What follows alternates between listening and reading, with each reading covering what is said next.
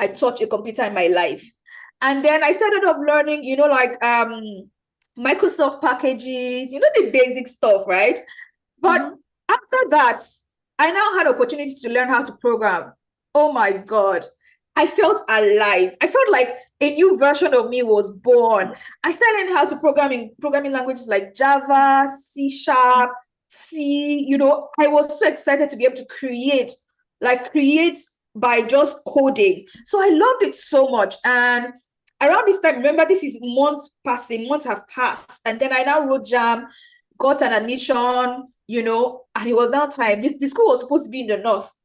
So I was like, how are we going to manage this thing? My parents have always wanted me to be a medical doctor. Also, at the time, I could not afford a laptop. My parents could not buy a laptop for me. So all my opportunities to learn were at that computer learning center. And that's why I also always encourage young people that the problems or the challenges you have should make you get creative about solving them, right? There shouldn't be something that things that you just say, oh, I have this challenge, so there is no headway around it, there's no walk around it, so I'm just going to let my dreams go. So no, that's not what you should be. So I then I wanted to make slides to present to my parents and pitch this idea to them, so but I couldn't make the slides. I didn't have a laptop. Yeah, so I bought cardboards. So, like cardboard papers. I bought cardboard papers and I made slides and presented to them from cardboard papers. Like I would talk, lift up one, talk, lift up another, like that. That was what I was doing. And I pitched to them. Now, this is also where I also tell young people, your parents love you enough to see certain things if you're able to let them in on sometimes what you're seeing that they may not see. And that was what happened for me as well. Another key thing I want to also bring up here for parents as well, please be open-minded. There are things that your children maybe have access to or knowledge about that you should maybe use your seventh or sixth sense to be able to see and pick up on. For me, my parents picked up on the passion that I was showcasing. Like my eyes lit up whenever I spoke about technology. They didn't have anyone around me who was chasing this and making a good living for themselves, but they could see how happy I was doing this thing, right? And how excited it made me feel. So, and I also showed them how, when I spoke to them about the economic prospects in the future, because at that time they couldn't see any of that. So I was like, exactly. So because that's exactly what all parents want. They want you to be independent and be able to take care of yourself. You don't want to be fending for a 30-year-old man, or a 35-year-old woman. No, you want that person to be independent financially. So I was able to show them that. And my parents were like, you know what, you can go with that. Let's see how that goes. So I went on to do an advanced diploma in software engineering. And then it was after that I went on to do a BSc in IT and business information systems. Thankfully, I got a scholarship for that. And when I went back, because I got a scholarship and I did very well, it was easy for me to then get a scholarship for my master's. And again, to give you some very good perspective, I come from very, very humble backgrounds. And I say it this way, I say that my family is wealthy in values, but not in money. So that's the way I put it. Yes. So I like that. My family is very wealthy in values. So my parents could not afford the schools I went to. So after I did well, and when you get these opportunities as young people, maximize it, because they say that who much is given, much is given. That's the way I put it. Who much is given, much is given. What do I mean by that? If they give you one and you do very well with one, you're most likely to get added to that one. So you will get more. But if you're not putting in your best to make the best out of the opportunities you're given, you might not get another one. So for me, that was what I did. I did a master's. I went back again because I got a second scholarship. I did a master's in IT management. It was during my master's that I took an elective called cryptography. So what is cryptography? Literally, cryptography is basically a science of wrapping and making something mysterious in such a way that the people who are not supposed to understand it should not understand it. It's a security measure, right? So the whole science behind it is what is called cryptography. So I took that elective in cryptography. I see hands already coming up. Please, let's record those hands. I really want this interactive. So when I then took that cryptography elective, my lecturer at the time was a cybersecurity professional, and so I was like, oh, I really like this. I really enjoyed it, and he started, mentoring me after that time. Right now, my lecturer is the head of research for Wolverhampton Cybersecurity Research Institute. It's also the institute that basically backs all of the major research that happens protecting the UK's critical infrastructure. So the whole UK's infrastructure, he leads the research that backs how maybe they protect the bad guys from reaching water plants, reaching all of those very critical infrastructure. So while I have been growing, he has also been growing, and the mentorship has been really helpful. But from there on, I just started self-learning. So I'm sharing all of this because I like that, self-learning. Yeah. Because the field of cybersecurity is not one that you ever rest on your oars. Like, you have to keep learning. Things are changing, so you have to always learn. You have to always grow. So that is how my journey has been, and I absolutely love it here. Since I got into cybersecurity years ago, I have been having too much fun to think about anything else. It's so much fun because I am someone who would have gotten bored if there was not, if there was not always something to learn, but there's always an adventure. There is always something new that's coming up, and just catching up on all of that is very exciting for me. Wow. I love the story. Please, we want this to be interactive. So drop your questions. I'll keep looking into the chat. If there's anything you want confidence to share, please. That's what this session is interactive. But two things I took away from what you said, and I'm going to put as a quote: your parents were not they were wealthy in value for not in money. As Sissy Ned got 2 scholarship in the UK where they don't even like to part with money. So that's really awesome. I also like what you said about having a mentor. And that is so awesome. You discover this thing, that gap year thing, that thing of exposing your children. I love the fact that you pitched to your parents. My son is trying to persuade me otherwise. I need to tell him to come and pitch to me. I think I need to tell him to use your tactics, because the one he's doing is not working. But I also love what you said about self-learning. And I think that is so key. Yeah, Fisayo is agreeing and saying self-learning is so key, very, very important. Mm-hmm. So I'm going to move away from you just till people have questions and say, yeah, cybersecurity now, right? Mm-hmm. It's happened in the last couple of weeks. My tailor sent me a message that her account was cleared. I sent her money to do outfit though. She now sent me a message that you've cleared her account. So that's why she had not responded to me.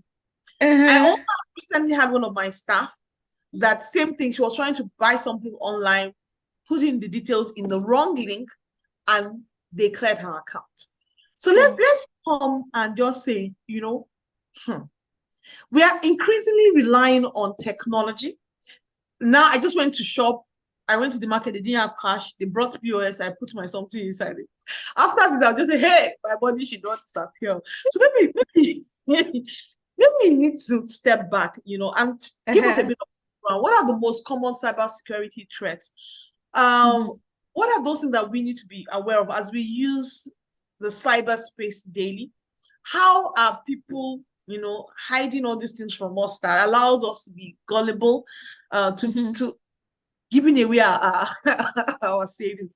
So maybe you can start with a bit of that and give us a bit of background to this cybersecurity that we are talking about.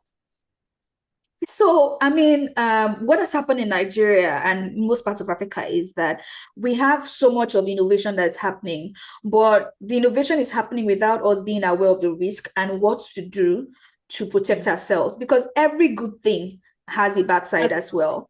It says like saying, some people say, oh, cybersecurity technology is bad because of cybersecurity issues.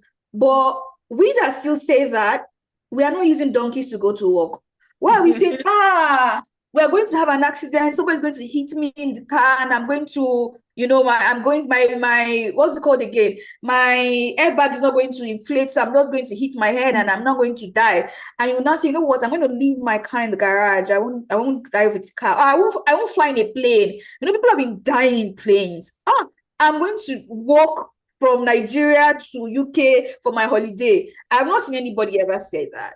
What we have done is that over time we have learned how to reduce the chances that those bad things get to happen, right? And that's what we should concentrate on.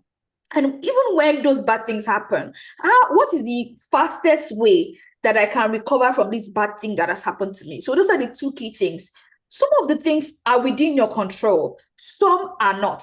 And I'm going to share why I'm saying that. For example, if you have your monies in the bank, right, and the bank gets, for example, hacked, that is not something that you can control, right? Or if, for example, with no input from you, somebody who works in the bank, which is something we are also seeing. So I just saw Fisayo's comment. Someone who works in the bank now changes your phone number or does something within and is then able to take monies out of your bank account. There is nothing Fisayo is going to do, right? But the ones that are within your control are the ones we should focus on. And if any of that happens, by the way, the ones that are not within your control, you can actually get the CB to the CBN and your bank without even going to court, to actually get your monies back. But the one within your control is most times I have seen over and over that most scams where people just wake up and see that their monies are wiped out, they give away sensitive information that is only supposed to be theirs to know. So, for example, I'll give you one example, and this one is a combination of things that happened to this person. I'll give you two examples so people understand these things better. So, the first example is a guy went to use an ATM machine at a bank, and his card got stuck his card got swallowed from the machine. And when his card got swallowed, I think that day or the next day, he got a call from someone saying, "Oh, I'm calling from your bank, and you had this, I can help, your card got stuck." And it's like, first of all, it's like, why is my bank calling me for my card getting stuck? In this Nigeria, they are calling me to fix my problem for me. I heard all that line. So the guy was very, very, at first and foremost, apprehensive. And so when the guy announced, okay, you know what, tell me my name and the bank you're calling from so I can be sure that you know who I am and you're calling from my bank. And the person actually answers the questions and gives him the name of his bank and, of course, his own name. So he relaxed a bit. And so the guy now said, you know what, I can help you with this. Okay, so, of course, the guy was also intrigued that, how did you know that my card was stuck? Again, bear in mind that he didn't tell anyone online. And this guy now says, okay, you know what, I can help you. And he says, there's a code that's come to your phone. I want you to read that code out to me. Now, before I go any further, any code that is sent to your phone at any point is sensitive information. It's something that's supposed to be confirming that you are who you say you are doing that operation. So the bad guys know this, and they know that once you give them that, you're putting a nail to your proverbial coffin, which is the coffin being the money they want to steal from you. So you're then putting it, you're making it happen when you give that code away. And so when the code came, the guy was like, you giving me a code. The code was from OPay, and he doesn't bank with OPay. So you see, you're giving me a code. The code that's coming from OPay. And he says, yes. I don't bank with OPay. He said, that it is one of their agents. It's one of their OPay agents that he's working with to resolve the challenge. So at that point, of course, the guy knows that this is a scammer. And the amount in his account, he was just playing around with him. The amount in his account was about just 1,000 naira left. Do you know, immediately he gave him that code, his account was cleared out.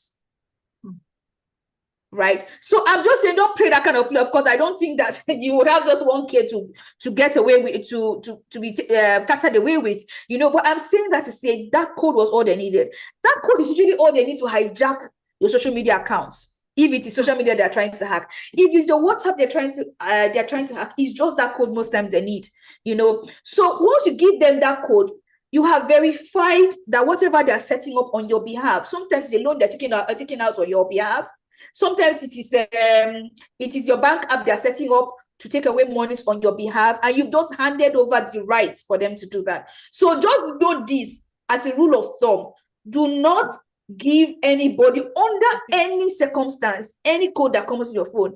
As a matter of fact, say, you know what, hold on, I'll go to your office and I will what? And I will see someone in the office to fix it for me. Once it has reached anything of code, you know, so that's what I would definitely say. The next key thing that I keep seeing is, or rather, the second story, because the second story, I will make that faster since our time is fast spent.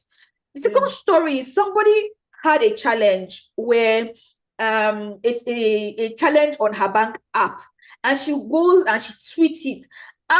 Let's say, assuming the bank is assuming, because I'm going to be very clear in case there's anybody working for a bank here, so that they do not sue me. You know, so the GT Bank people, they are disturbing me. They are doing their bank app is not working. She was just complaining. Then one of those fake social media accounts on Twitter comes and comments. They usually would have a username that is very close to the bank username. If it is GT Bank, they can do something like GT_bank.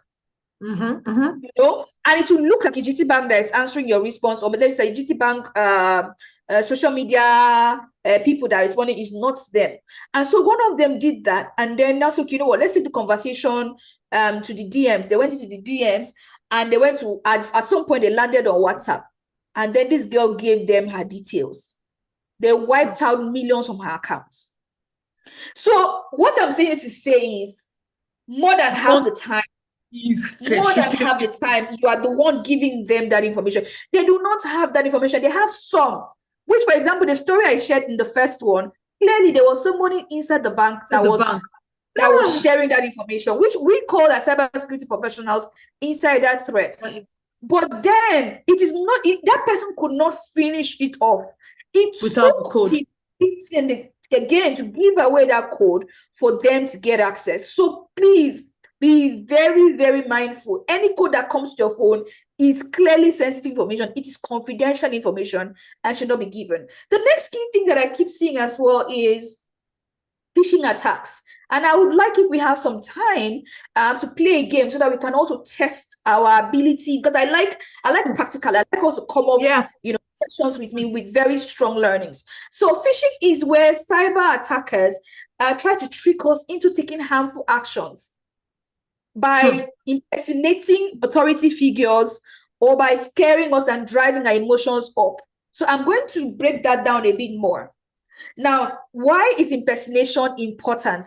Because we trust organizations, and then we are more open to giving information when it's requested from trusted bodies or organizations that we respect. For example, your banks, you are more open to receive any information from them.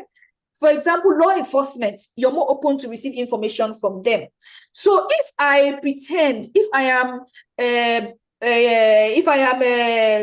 Chikodi, and I am in somewhere in Mushi, or I'm somewhere in Lekki, and I say I'm calling you from your bank, you know, chances are that you will answer me more than if I said I'm Chukodi, just Chukodi, right? So the people do that using email now and impersonate trusted organizations to be able to get information from them. So another key thing is, I mentioned something about emotions, and I really want to drive that in.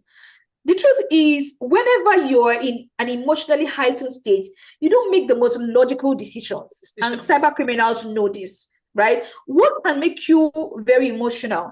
Fear. When somebody says, oh, XYZ is happening, oh, somebody is attacking your account and we need to stop the person from taking away money from your account, that thing is not happening. At that point where they're telling you that they are the ones that are coming to attack the account, but they're telling you that this is happening. Or someone just logged into your account. Or there's one I saw that it actually hit an international news correspondent that I know. And that one, they impersonated her bank and said somebody was, does she recognize this particular beneficiary that has been set up on her account? That was what she received. And she was like, who is setting up a beneficiary on my account? I don't know this person. Please help me. She entered her details. It was after she finished entering her details that her eyes cleared. That wait, my bank side doesn't exactly look like, there's something off about this. There's something at that point. She has given her details already. So fear makes you lose the ability to be logical. And fear is not just fear of bad thing happen. Fear of missing out is also another form of fear. You know, emotions like greed is also an emotion that makes you illogical. Yeah. You know, so whenever you receive an offer that is very good or so too good to be true, you know, just take a stroll a bit. Just try, because once you take that stroll, you start processing what that person has said. If somebody calls you, say, "Give me some time to think." And if you notice, cyber criminals never give you space. They use something called urgency, because they know once you process it, something will not add up in your head. So they say, "No, no, no, just give it to me now, now, now. Give it to me now, now, now." So once you see urgency again in the mix, again another red flag. Yeah. So you want to be I love that. Fear, greed, urgency. Something that makes you know, urgent. Yes. Your brother just had an accident. We need to send him some money. Exactly. So that's once that happens, say pause. Let me call my brother, or rather, wait first. Let me. In fact, I'm in a meeting right now. Give me some time to just wrap up this meeting. In that time, you say, "Give me some time." You have bought time, and you will most likely process that thing better. You will now be in a better frame of mind to see there's something off here. Okay, wait. You know what? You see, my brother. This. Let me call my mother and see whether my brother has also called my. You understand what I'm saying? So something will happen in that mix that will make you know that that person is a scammer. So every time I say stop and think before you click, or stop and think before you take action, because it can be any kind of action. Yes. So that is what I would say. I think there is a lot. I've seen Fisayo's message. Fisayo about AI, the use of AI. So we're going to come to that. We're going to come to that. We're going to come to that. I love your key message. And honestly, now when people come and tell me the story, then I'll be able to look back. It's the fact that you gave away sensitive information. When they scam you, you are the one that did it. I think the other thing, I've learned is stop, pause before you click. Because they're working on your heightened emotions of fear, your heightened emotion of greed, your heightened emotion of, urgency. So if there's anything you're taking away from what we've learned so far in terms of how they steal your money and how they will scam you is those things. Before we start talking about the AI part of it, I'm saying that the more we are online, it's like having normal tips, the more you have people that live in a particular place, or you have certain things, you have certain flashy things, then you're attracting more tips. So it means that the more we are online, there's an increase in cyber security issues. So I'm thinking like a parent. Please tell me, does that mean that this career has money prospects? So that for the parents that are listening online, it's not every now doctor and so I'm curious. That's when my head is processing, because like you said, we want our children to go into the big box. So I'm a bit curious. What are the trends in terms of cyber security as we all go online, as AI introduced, and what are the job prospects for children for parents that are listening as well, jobs that they can tell their children about. And as we talk about career prospects, it'd be nice to know what it requires. Like, a lot of children say, "I don't like coding." You seem to like coding. Is that required for this career? It would be good to know. Someone said, "That's what we want to know. Where the dollar?" That was I mean, okay. Yeah, I mean, it's a very interesting field for starts, and I would say it's emerging. It's emerging in certain economies, but it's not emerging in some. I mean, in some it's very mature. And please permit me to joke here. If you think there is no money in cybersecurity, why are they trying to charge you levy? Don't joke. Anyway. That joke, we might not still be liking it. Let's not joke. I was yesterday having a good laugh about it, but yeah. Cybersecurity is very important, and clearly, I mean, everyone is waking up to it. While we are just getting to wake up to it in Nigeria, with some of the plans that the government I hear has, in many parts of the world, that is something that has already has been blooming for years.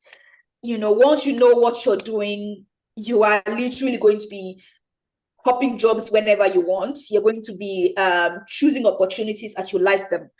And I'm going to also share a link. I will just make mention of that so that I don't forget. I've put the link, but I haven't sent it yet for the game I spoke about. So I'm just putting it out there so that you know that I have that in my mind. But I'm not going to click send, so nobody's going to get ahead that.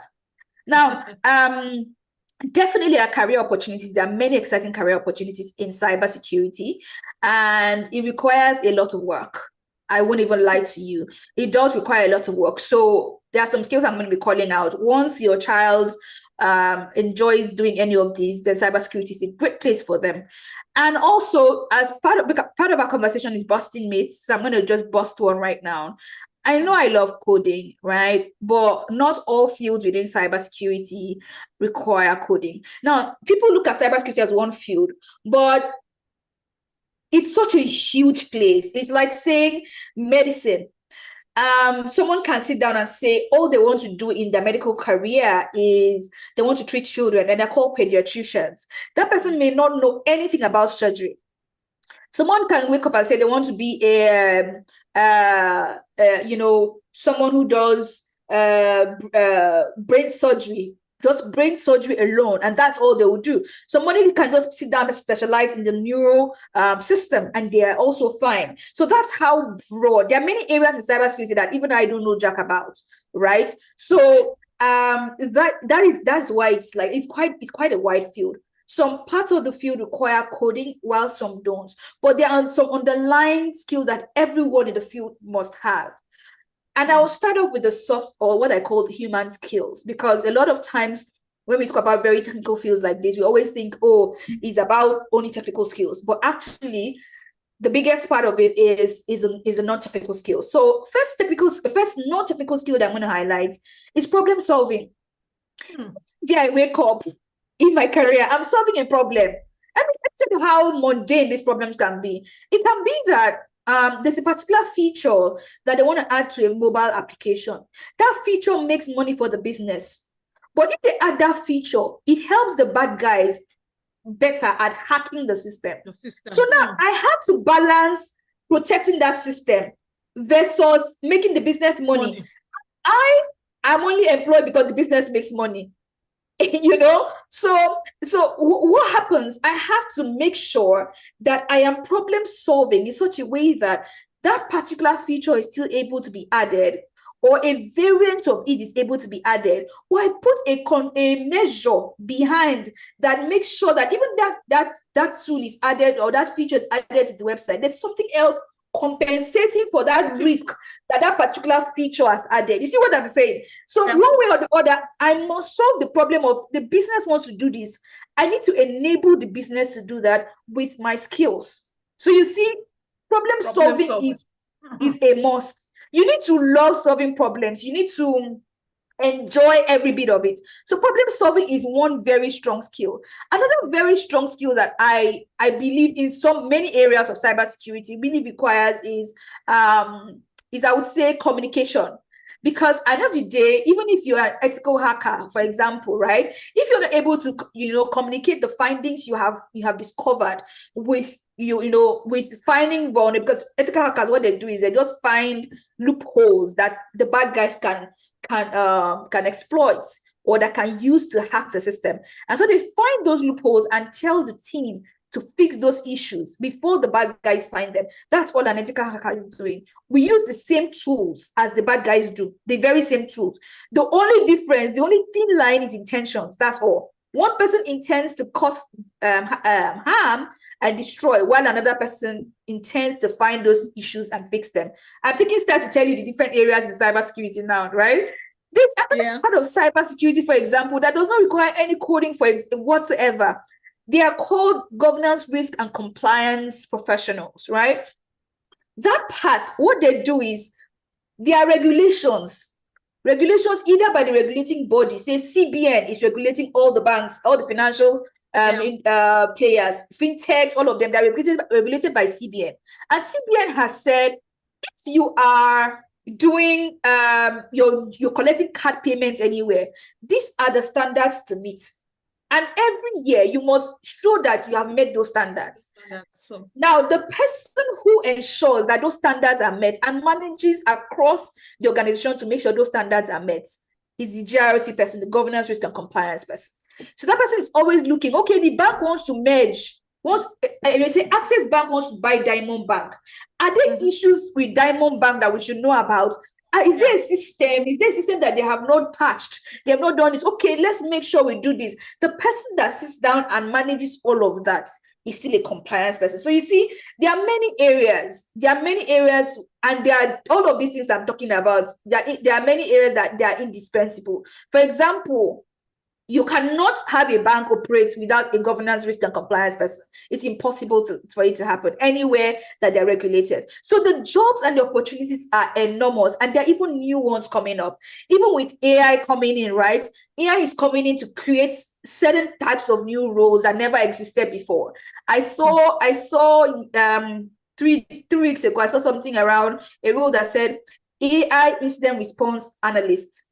Now, AI incident response analyst means that, there are certain kinds of new threats, new attacks that AIs will be attacking other AIs, or AIs will be attacking systems for. This person's job is to make sure that they're able to quickly put in systems in place to respond to those incidents. That the incident is something, basically an attack that's happening, to make sure that they're able to reduce the damage that is done. So you see that is also another place entirely, right? So some of those roles require coding skills.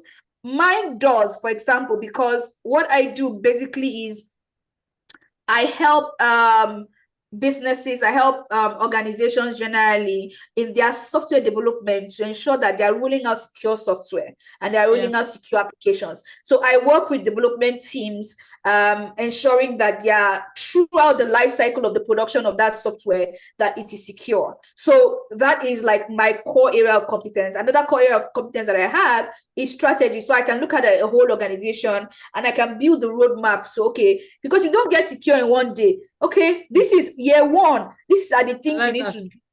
Year two, as you're mature, these are the things you need to do, because money is not going to be in excess anywhere to do all of these things, right? So I build that roadmap and the strategy as well. So I mean, I'm just saying that to say there are many pathways in. Some of them require coding skills, some of them do not, but they all require good problem solving skills, a desire to keep learning and excitement around learning, because you always have to learn. It also requires communication skills, because while you can get into the industry without necessarily having strong communication skills, you would do better if you do. I mean, for example, for me, my communication skills has enabled me really grow. It's enabled me, I mean, I'm speaking about these things now with you all, and I'm using plain English, right? You understand to a good extent, hopefully, what I am saying, so so I am also able to do this to a board. I'm also able to sit down and tell a board that doesn't know anything about this tech stuff. I said, this is what's happening. This is what we must do. And this is how we must change things. So communication is also a very strong skill. And working in a team is also another very strong skill. Yeah. Oh, I love that. So when I hear you say, look, problem solving, communication, a desire to keep learning and working in a team. Someone asked the question and says, okay, so where do I start? Because I saw a question saying, oh, I'm new in this, and where's the starting point? Do I need to go to school to go read cybersecurity? Or let's even assume that I've finished, or I'm even in school. I can be doing 2 courses, the one that my parents paid university money for, and then this other one. What would you say is the starting point? We'll come back to, the questions on AI, but let's even just, kind of close the loop on this. What's the starting point for someone interested in a career in cybersecurity?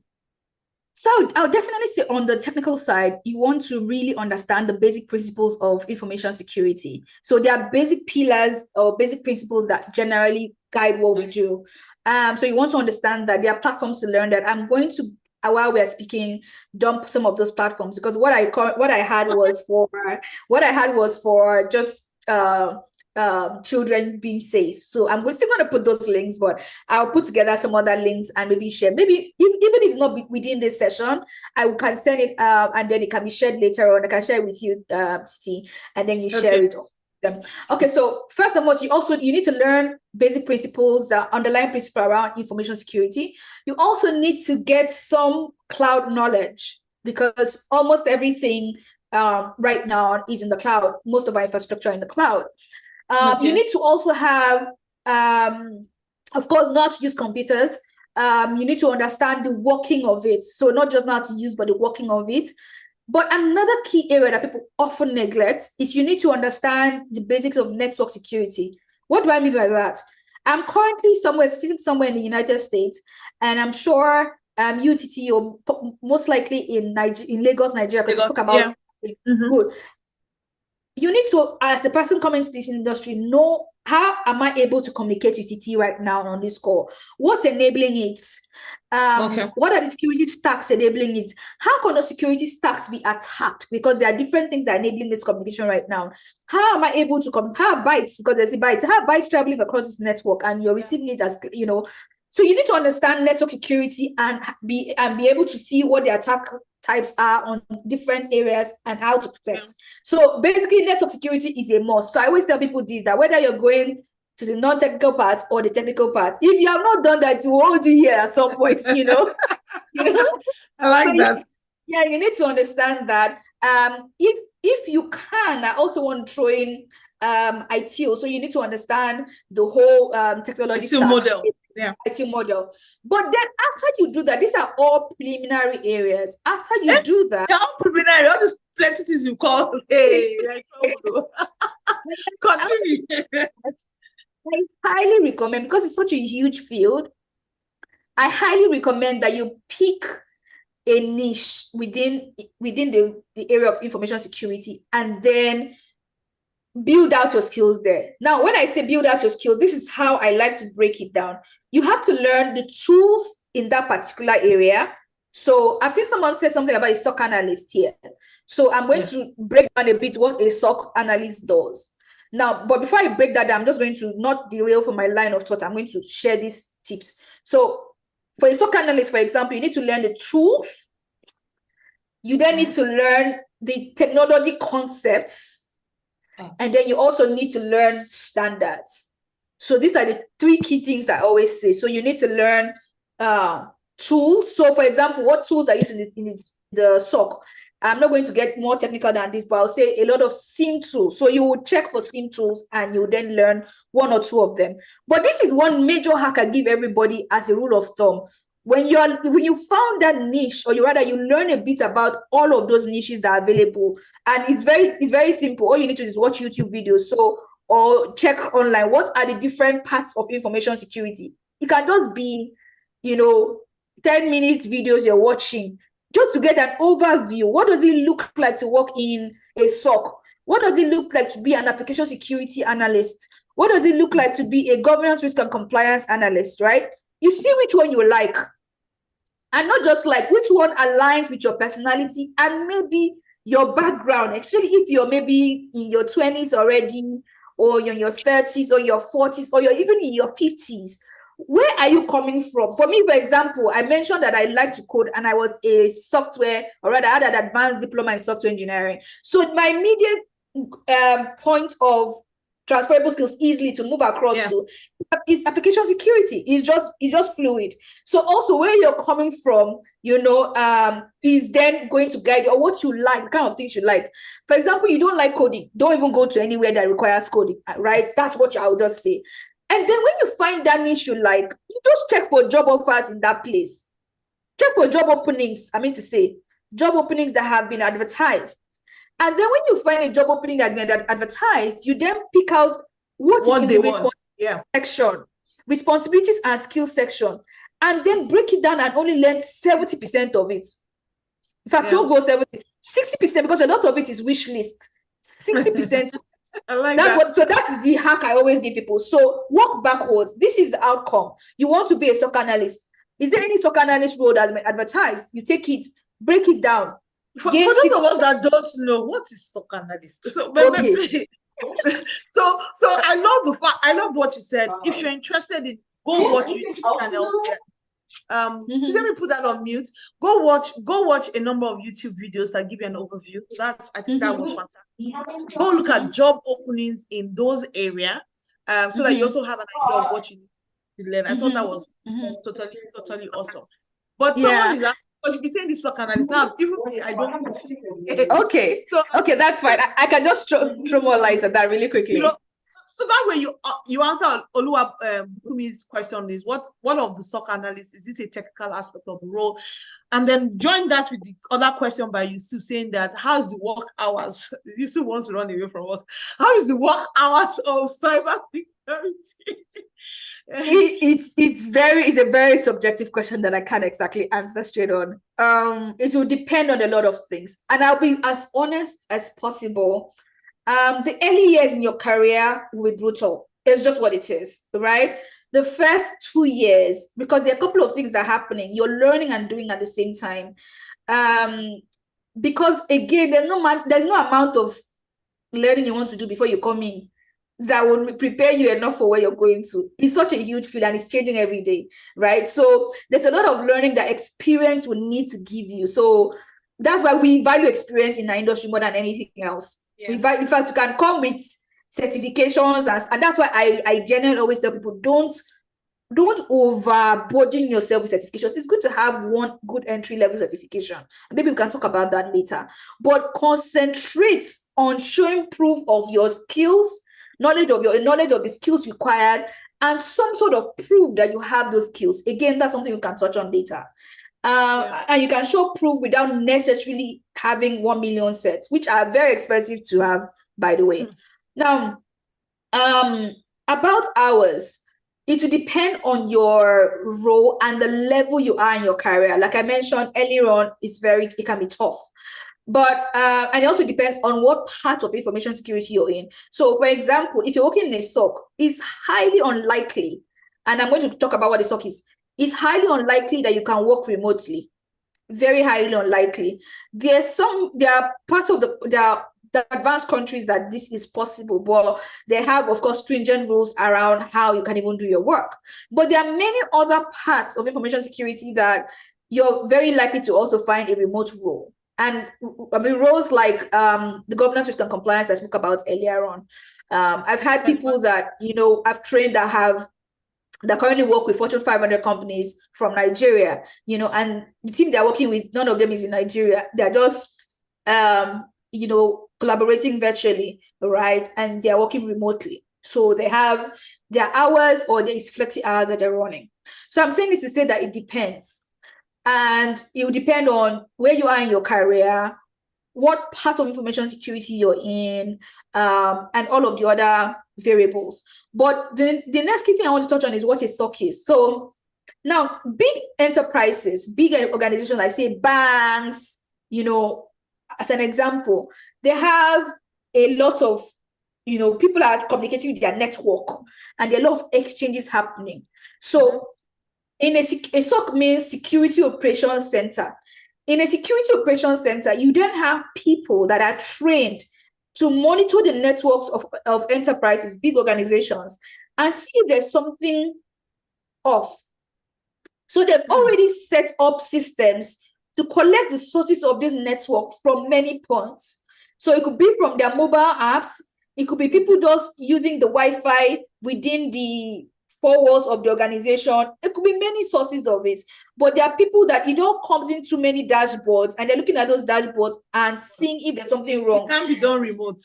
You can, when you now see something wrong, you now say, okay, let me not assume that it's actually a bad guy that is doing this. So I'm going to take this indicator that something may be wrong. I'm going to go and double check that there are the ways they've been trained. I'm going to go and double check. It's something they call triage. They're going to double check that something is wrong. If something is not wrong, they call it a false positive. That means I thought this was the case, but it's not what I thought it was. Yeah. It's not what the system is telling me it is, right?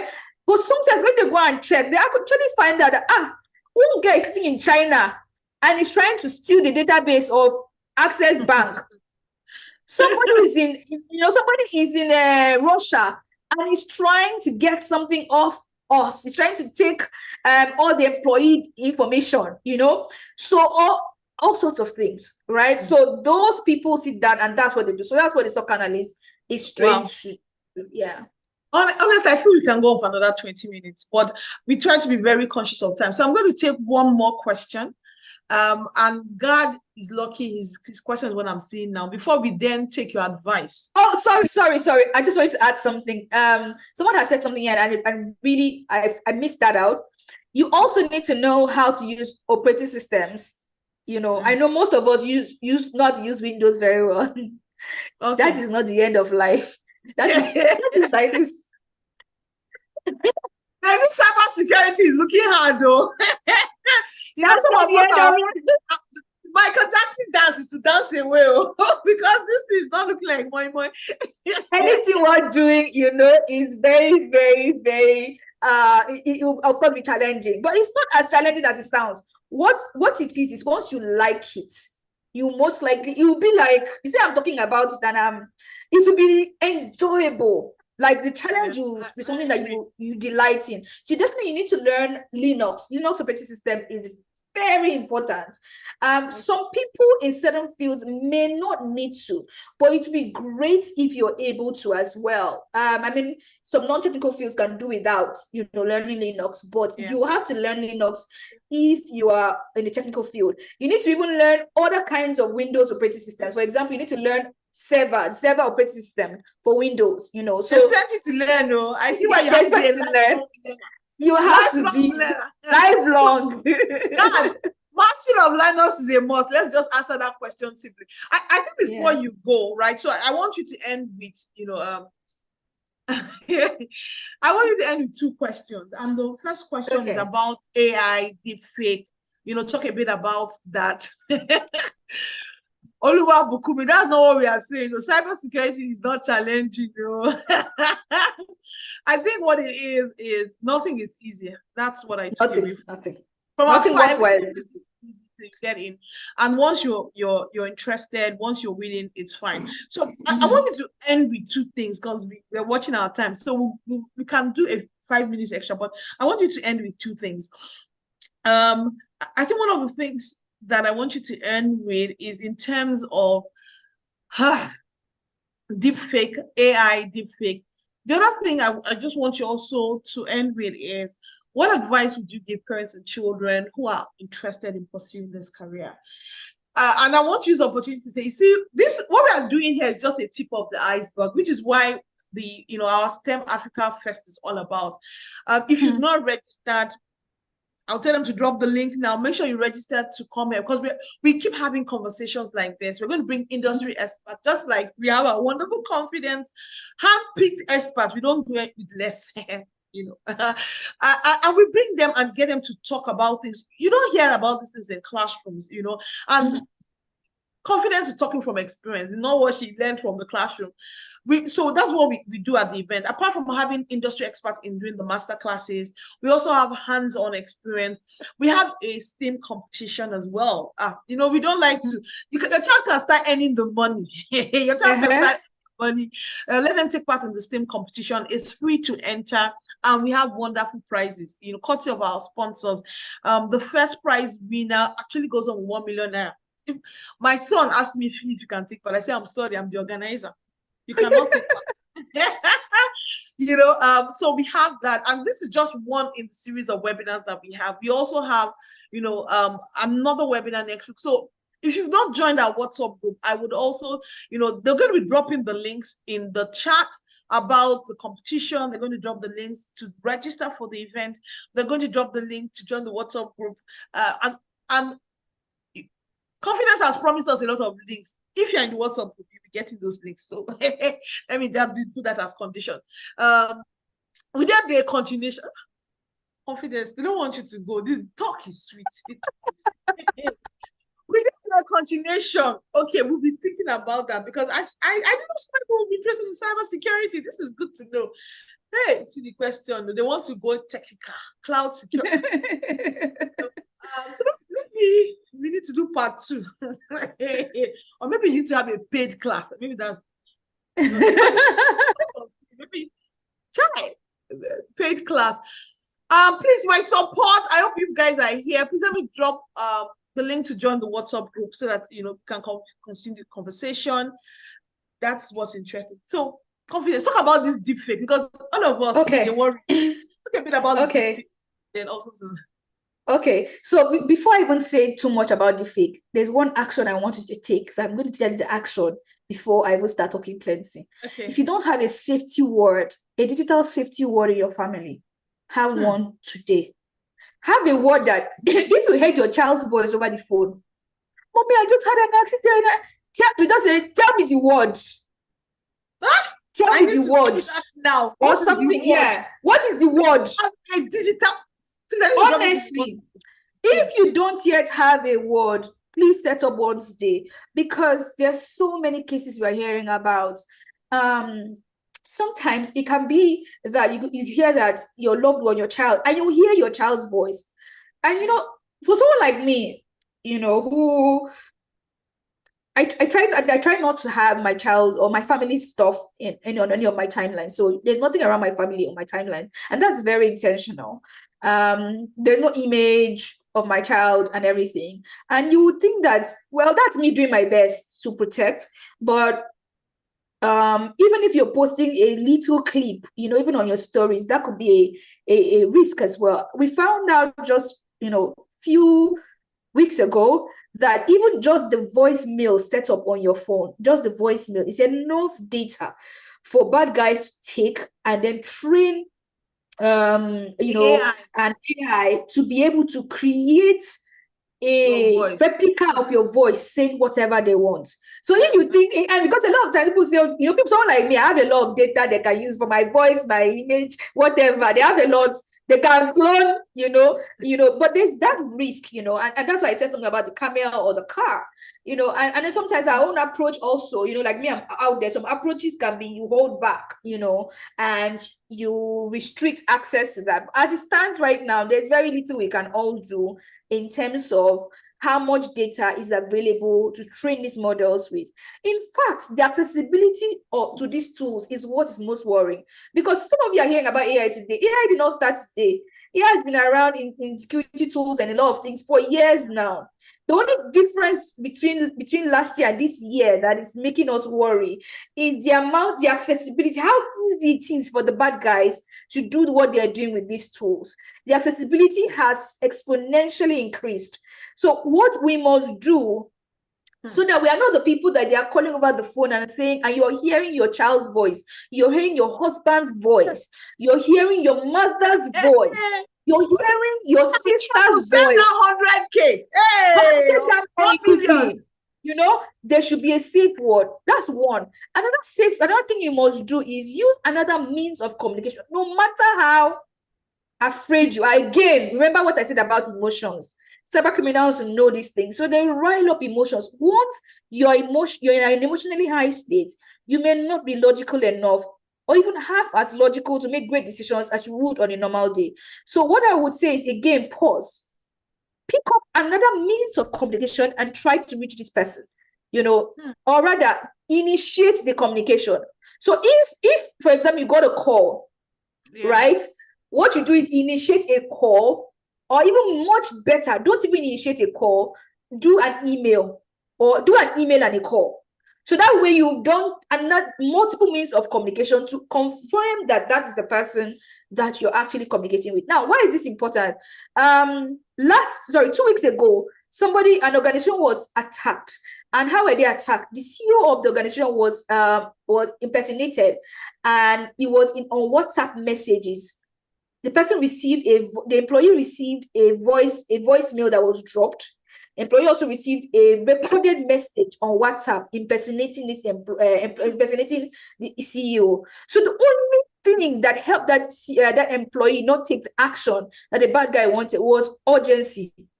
The employee picked up that, why is this so urgent? Remember what I said about urgency? Why is this urgency? Urgency. Once there's urgency.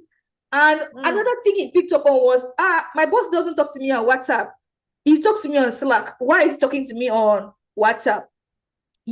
So, but again, I'm sure he did not even realize all of that communication medium, except when he picked up on urgency. I was like, there's something off here. So that's what I would definitely say, that always, always pick up on those cues. Whenever you're heightened emotion, just pause. Whenever you're compelled to take an action really quickly and swiftly, pause. And also, always, right now, please just set up that digital safe word. As long as your child has access to devices, for example, set up that word, that one word they can tell you, and you can be sure, because that word will not be in public. Yeah, that would not be in public. AI is not going to read your mind. Start down to discuss it. Yeah, AI is not going to read your mind and know that yeah, in the mind of this child, in the mind of this person, this is a safe word. No. So that is something that they will not be able to tell you. And if that word does not exist, I tell you, there is little to no way you can differentiate an AI right now. How good the deepfakes are. Like, it's so difficult to differentiate it from the actual person. So yes, that's what I would definitely say. You don't need to just, before she talks about advice to parents, please just show confidence, some love. I mean, like, please, in the chat, I want this chat to be, on fire. I want this chat to be on fire as you just show her some love. This has been, even me, as I get off this call, I'm just gonna call my husband and say, come, guy, we need to form this our digital world. When the children come back, we're going to have meeting to say what's our, people are laughing. Okay. And when I go back to the office, I need to also tell the accountant, yeah, come, you need to, so that he needs to know. Honestly. You send by email, these 3 words, fear, dodge them. When there's a sense of urgency, honestly, it has been 1 hour well spent. We really, really do appreciate you. Please, okay, we just grant everybody 5 more minutes. Advice to parents. So close with your advice to parents and children.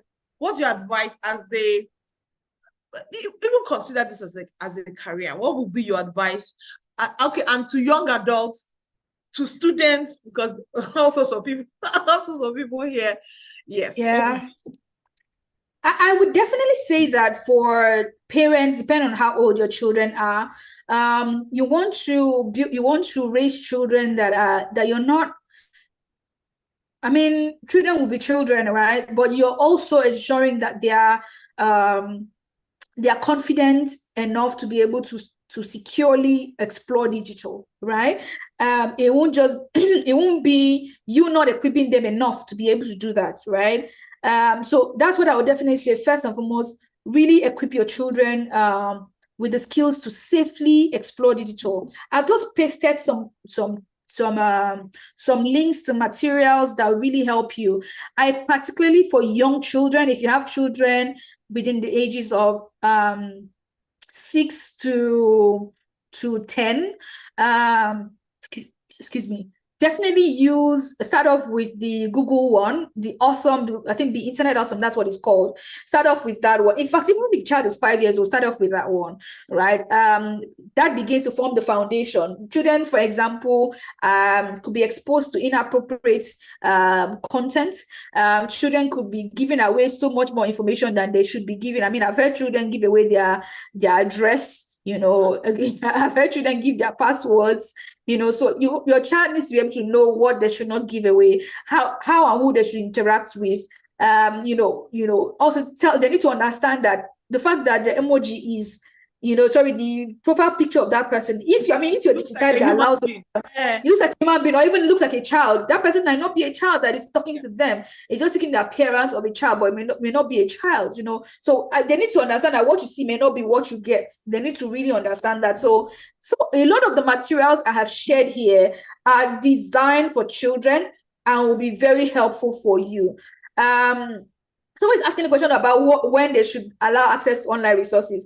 That's not a question I can answer for any parents. It would depend on your parenting style. I mean, people give their children phones as early as 5. I'm not that parent, and I have no judgment for any other parents. I know what I know a bit, and because of that, I've taken certain decisions, right? Yeah. But that is again my parenting style. Some parents, for example, when they know that they have a lot of the time, can maybe say, these are the safety, I'll give you the device, but I would have put in these safety measures. I would have installed, say, family link on the device to control what you have access to, for example. So, I mean, it's different things for different parents. Some other parents can say, the reason I'm not giving the device is because I don't want you to be distracted and not concentrate on school. So parents can mitigate that by making sure that it's only within certain hours that they have access to those devices, right? And then ensure that they are padding the time with either unstructured play or structured learning, right? So those are different ways, and I mean, we all do it differently. But I definitely say use these resources. And also, you as a parent, concern yourself also with learning about digital safety for yourself. That's why we are here. Honestly, concern yourself. That's why we are here. Really concern yourself. So I have shared a link as well to a Google phishing quiz that I spoke about. A lot of times that is also where they get parents from. Another key thing I want to mention before I stop speaking, because I end up speaking for a while now, is please invest in paid tools as much as possible for yourself and for your children. Now, why is this important? A lot of the ways students are accessing inappropriate content is by pop-ups that come from ads that are free tools. Yes. So a lot of them are coming from that. So please invest in tools that you paid software for your computer, for your children's computers. All those cracked antiviruses, they're a joke. In fact, they're really exposing you. I did a video some time ago, a very funny video. I think I'm going to post it again. I stood in front of my kitchen sink and I carried a filter and I started running water and I put the filter under the tap where the water was running. I said, this is exactly how the free antivirus is protecting you, because everything I mean, can if you hold any water that is running, oh, it cannot, so there's no free lunch. There's no free lunch. If your children are using lunch, if there's free lunch, you are the lunch. You are the lunch. Or your child is the lunch. So don't worry, confidence. We're going to share the links in the WhatsApp group. But this has been awesome. I know that I can see that confidence, like she likes to talk. I know we can go on and on. We have to stop here. But it has been honestly a very awesome session. And I think for me, if confidence is going to have another session and it's going to have a paid session, because she said we should stop using all these free things, we'll definitely, I think it's something that we should do. As long as we see a lot of parents are interested in it, we'll let confidence know and then invite. It's too awesome. Because if not you emptying out your account, it could be your child giving out the information that will help empty your account. So I think this information is very awesome. We're going to drop a feedback link, which we'll also share in the group, just to give us feedback on this webinar so that we can improve on the next one. We have another webinar, and this time I'm bringing someone on nanomedicine. Confidence that ran away from medicine. It's interesting things happening in medicine, not just the typical medicine as we know it now. This nanomeds, even myself, I'm curious. I have no chance of doing medicine. I don't want my child to do medicine. I don't want to pay school fees for a long time. So, but, I'm a lifelong learner. I would love to learn and just, to also be able to, direct people in terms of the knowledge. So, same time next week is on the 18th of May. Don't worry if you're in the group. We keep on, pushing out the information. Same time, 6 p.m. Please let us put a wonderful thank you in the chat for Confidence, who has been awesome for 1 hour, almost 10 minutes. Let's give her a thumbs up. Let's send her plenty hearts, sending her a heart. We really do love it. This has been awesome. I can't believe it's 1 hour. I'm loving everything. I'm going to go. Please also say two things that as we drop this webinar, you're going to go. I'm going to go and do my digital safety word. I'm going to go and download of length. I'm thinking, sister, I'm almost done 3 pages of notes, 3.5 pages of notes. Just from what we've learned, and this has been so. 3 quotes I'm going to copy. So Confidence, if you see it, that I copied it from you. Please let us be wealthy in values and not necessarily in money. I thought that was really, really, really, I thought that was really awesome. We value experience over certification. I thought that is something to also go away. And then, of course, this digital safety word. Parents, I don't want to talk too much. So thank you so much. Thank you so much. Confidence. I can't thank you enough. This is gold. What you gave us is gold. Thank you so much. Thank you. It seems so small. Hi. I need to thank you so much. It's not enough. But thank you. It was an awesome session. I'm going to get them in the WhatsApp to take the quiz because some of us will fail. So we need to take once we get all the links, we'll be doing that. Thank you.